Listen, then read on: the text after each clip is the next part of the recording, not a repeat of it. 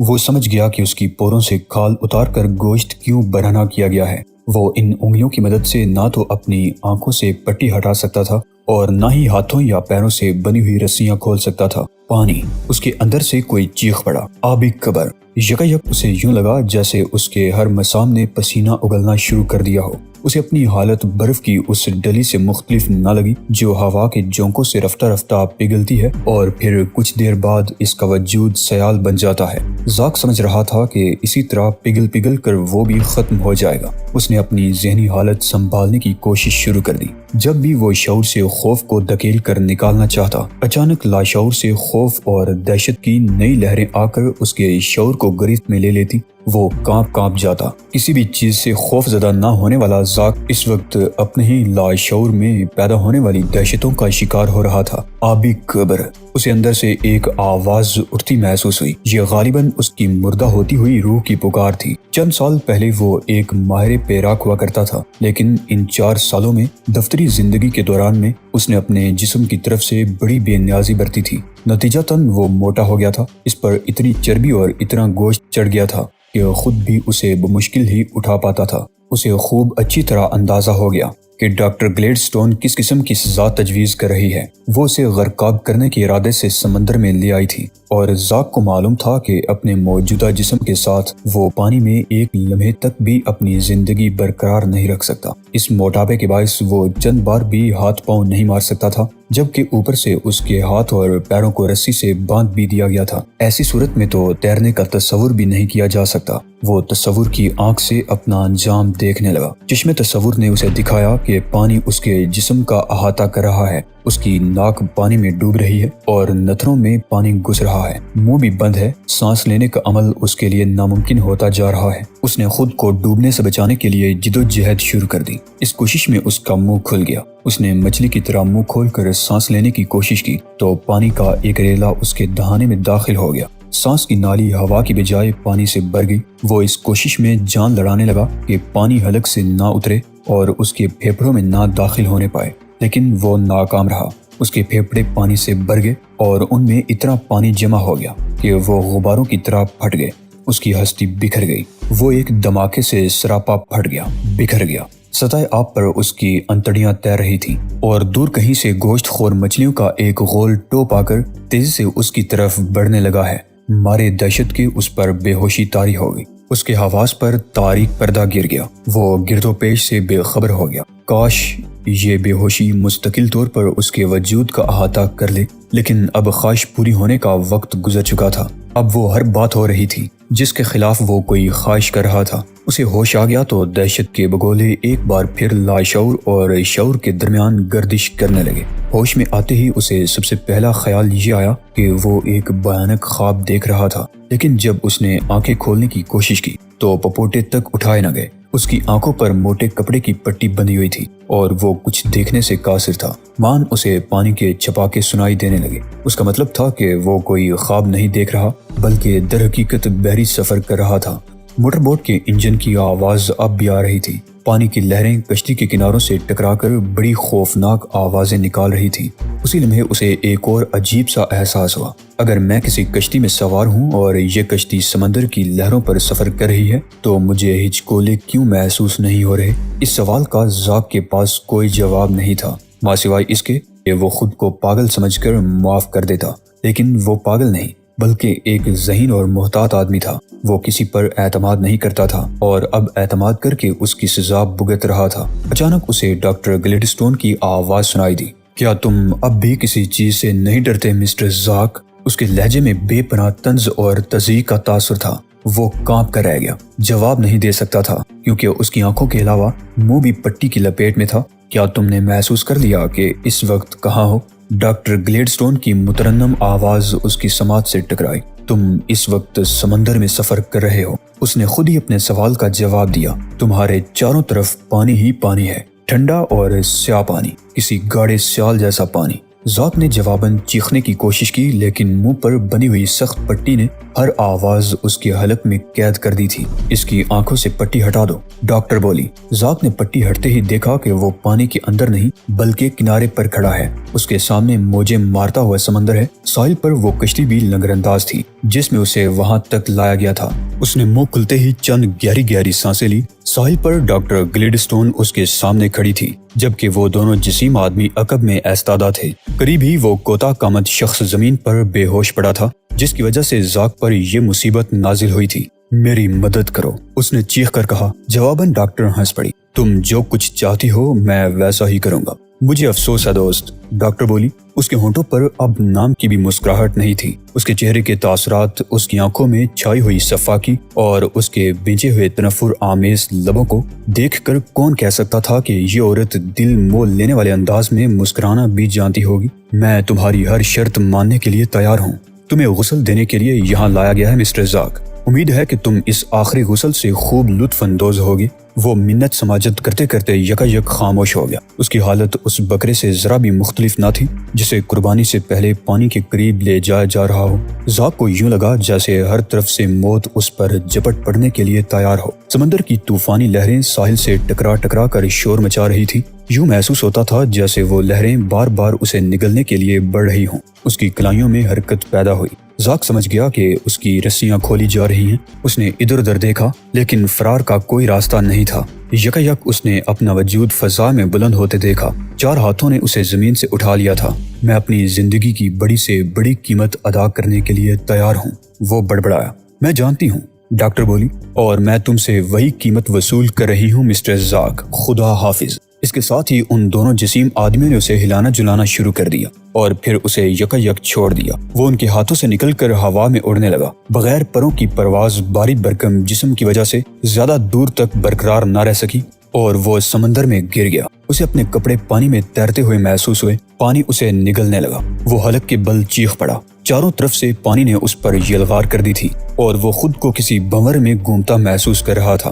اس نے ہاتھ پاؤں مارنے کی کوشش کی تو اسے قریب ہی ایک اور زبردست جھپکا سنائی دیا۔ اس نے آنکھیں پھاڑ کر دیکھا۔ انہوں نے گوپر کو بھی اس کے فوراً بعد ہی سمندر میں پھینک دیا تھا۔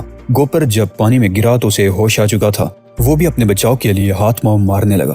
ساحل سے زندگی سے بھرپور کہے سنائی دے رہے تھے۔ ڈاکٹر گلیڈسٹون ہنس رہی تھی۔ پتھر خوش ہو رہا تھا۔ پتھر کی عورت کو ہنسی آ رہی تھی اور پانی رفتہ رفتہ زاک کو ہڑپ کرنے میں مصروف تھا۔ زندگی ڈوبتی محسوس ہوئی تو اس نے ڈوبتے کو تنکے کا سہارے کی مصداق گوپر کو پکڑنے کی کوشش کی تاکہ اس پر سوار ہو کر غرقابی سے محفوظ ہو جائے، لیکن وہ چھوٹا سا آدمی تو خود ہی ڈوب رہا تھا۔ اس نے زاک کو قریب دیکھا تو خود اس پر سوار ہونے کی جدوجہد کرنے لگا۔ دونوں ایک دوسرے سے لپٹ پڑے تھے۔ ان دونوں کی یہی کوشش تھی کہ کسی طرح حریف کو زیر کر کے اس پر سوار ہو جائیں۔ جب زاک نے دیکھا کہ وہ گوپر کی وجہ سے بچنے کی بجائے ہلاکت کی طرف بڑھ رہا ہے تو اس نے پوری قوت سے اسے دھکیلنے کی کوشش شروع کر دی۔ زاک اپنے موٹاپے کی وجہ سے بری طرح ہانپ رہا تھا۔ مان گوپر بازی لے گیا۔ وہ اس پر سوار ہونے میں کامیاب ہو گیا تھا۔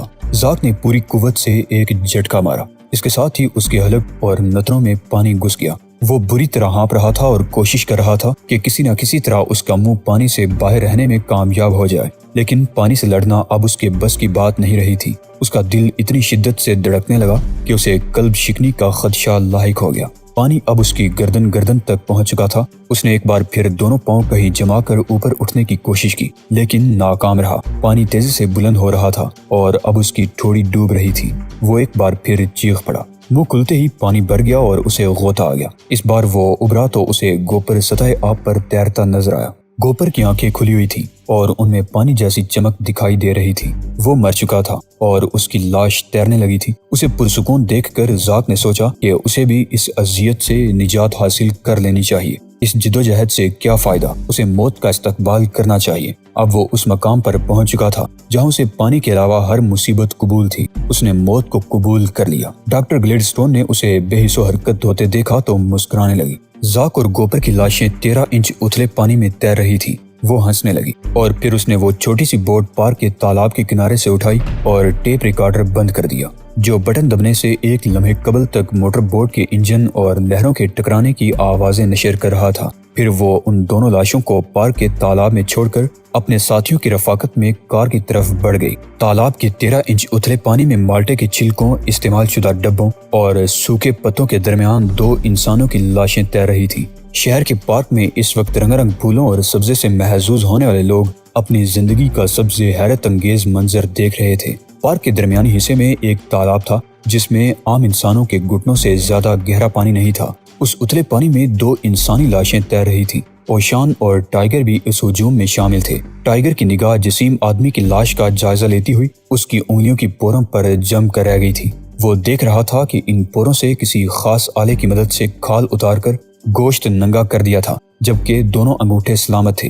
पुलिस का एक आला अफसर बड़े अफसरदा अंदाज में लाशें देख रहा था। उसकी आंखों में उलझन के तासुरात थे और वो बार बार ज़ेरे लब कुछ कहने लगता था। खुदकुशी की वारदात मालूम होती है, टाइगर बड़बड़ाया। ये बात उसने महज ओशान को ताव दिलाने के लिए कही थी, वरना वो पहले ही निगाह में देख चुका था कि उन दोनों को कत्ल किया गया है। हाँ, खिलाफत तवक्को ओशान ने तायद कर दी और दोनों ने शायद एक दूसरे से शर्त लगाकर खुदकुशी की है। मेरा ख्याल है चलू भर पानी में डूबकर मरना इसी को कहते हैं, लिटिल फादर। टाइगर मुस्कुराने लगा। इस मुल्क की आबो हवा आपके लिए बड़ी खुशगवार साबित हो रही है। मैं देख रहा हूँ कि आपका गुस्सा दिन ब दिन घटता जा रहा है। कहीं आपने बूढ़ा तो नहीं होना शुरू कर दिया। ये दोनों डूबकर हलाक हुए हैं, ओशान ने सख्त लहजे में कहा, और उन्हें कत्ल किया गया है। जानते हो डॉक्टर इन लाशों को देखकर क्या कहेगा? यही कि दोनों हरकतें कलब बंद होने से हलाक हुए हैं। ओशान ने चौंक कर उसकी तरफ देखा और मुस्कुराने लगा। उसकी आंखों में अपने होनहार शागिर्द के लिए बेपनाह फख्र के तासुरात पैदा हो गए। पुलिस ने हुजूम को धकेल कर एक तरफ हटा दिया। डॉक्टर आया, उसने लाशों का मुआयना किया और फिर जो कुछ भी कहा उससे टाइगर के अंदाजे की तस्दीक हो गई। दोनों हरकतें कलब बंद होने से ही हलाक हुए थे। ओशान ने उसका हाथ दबाते हुए कहा, चलो फरजंद, मेरा ख्याल है हम लोगों के लिए एक नई मसरूफियत निकलने वाली है। आपका इन लाशों के बारे में क्या ख्याल है? बज़ाहिर तो ये हरकतें कलब बंद होने से ही हलाक हुए हैं, लेकिन दर हकीकत इनकी मौत गरकाबी के बायस वाक़ हुई है। तभी तो मैं कहता हूँ कि जिस औरत के चेहरे पर अनगिनत बुरे बुरे तिल नहीं होते, उसकी मिसाल एक ऐसी रात। मैं ठीक कह रहा हूँ, ओशान गुर्राया। घुटने घुटने पानी में कौन डूब सकता है ओशान? इनकी मौत यहीं वाक़ हुई है और ये इसी पानी में डूबकर अंजाम को पहुंचे हैं, ओशान ने कहा और उसे अपने तासुरात की तफसील बताने लगा। शहजाद की आंखें रफ्ता रफ्ता हैरत के इजहार में फैलती जा रही थी। फलासी ने एक तवील अंगड़ाई ली और टीवी बंद कर दिया। वो अपने अपार्टमेंट में गुज़श्ता 4 रोज से बंद थी। ज़ाक अभी तक वापस नहीं आया था और वो ये सोचने पर मजबूर हो गई थी कि शायद अब वो कभी वापस ना आए। ये उसके दिल की आवाज़ थी। हालांकि उसके जहन में दूर दूर तक ये ख्याल नहीं था कि ज़ाक को कोई हादिसा भी पेश आ सकता है। उसने फ्रिज से आखिरी आइसक्रीम निकाली और उसे चाटने लगी। इस दौरान में उसका जहन तेजी से काम कर रहा था। ज़ाक का रवैया उस रोज बेहद अजीब और नाकाबिले फहम था। उस वक्त तो फलासी ने उसे कोई खास अहमियत नहीं दी थी, लेकिन अब एक एक बात उसके जहन में गर्दिश कर रही थी। वो बुरी तरह बेचैन हो रही थी। ज़ाक का चेहरा बार बार उसकी निगाहों में गुम जाता था। उसका पुरजोश अंदाज उसे अब एहसास दिला रहा था कि वो किसी बहुत बड़े मामले में हाथ डाल चुका था। लोपानो खानदान का मामला यकीनन बहुत बड़ा ही रहा होगा। इतने दिनों तक अपार्टमेंट में बंद रहने के बाद आज पहली बार वो बाहर जाने के इरादे से उठी थी। उसने किसी कोने में पड़े हुए कपड़ों के ढेर का रुख किया तो उसे एक नया लिफाफा दिखाई दिया। वो उस लिफाफे को तो भूल ही गई थी। उसने लपक कर वो लिफाफा उठा लिया। लिफाफे पर सदर शेताई का पता लिखा हुआ था। उसकी आंखें तफक्कुर आमेज अंदाज में सिकुड़ गईं। ज़ाक कोई इतना बड़ा आदमी नहीं था कि सदर मुमलिकत से उसकी खतों की ताबत रहती। अगरचे इस खत को उसने पहले कोई अहमियत नहीं दी थी, लेकिन अब यकायक ये खत उसके लिए बेहद अहम हो गया था। पहले तो उसका जी चाहा कि ये खत खोल कर पढ़ ले। जज्बा तजस्सुस ने उसे बेचैन कर दिया, लेकिन मामला ज़ाक का था। ज़ाक की मोहब्बत जज्बा तजस्सुस पर सबकत ले गई। ज़ाक को उस पर एतमाद था और वो भी दुनिया में सिर्फ उस पर एतमाद करती थी। अगर वो चाहता तो बंद करने से पहले ये खत उसे पढ़कर भी सुना सकता था, लेकिन उसने ऐसा करने की जहमत नहीं की थी। इसका मतलब था कि वो उसे नफ्से मजमून से बेखबर रखना चाहता था। हाँ, मुझे ये खत पोस्ट कर देना चाहिए, वो बड़बड़ाई। उसने कपड़े बदले और बाहर जाने के लिए तैयार हो गई। चाबियों का गुच्छा उठाकर उसने पहला ताला खोला और फिर बाकी ताले खोलती हुई बैरूनी दरवाजे से निकल आई। ये एक नफ्सियाती आर्जा था। ज़ाक के बगैर वो खुद को न जाने क्यों गैर महफूज समझती थी। ये ताले वो सिर्फ इस नफ्सियाती आर्जे की तस्कीन के लिए इस्तेमाल करती थी, वरना उसके पास जरूरत की चंद अशिया के अलावा इस अपार्टमेंट में रखा ही क्या था। उसने खत जेब में डाल लिया। कई दिनों बाद बाहर फुटपाथ पर आकर उसने बाहर की दुनिया देखी। एक नामालूम सी बेचैनी उसके दिलो दिमाग पर छाई हुई थी। न जाने क्यों उसने खुद को बेहद तन्हा महसूस करना शुरू कर दिया था।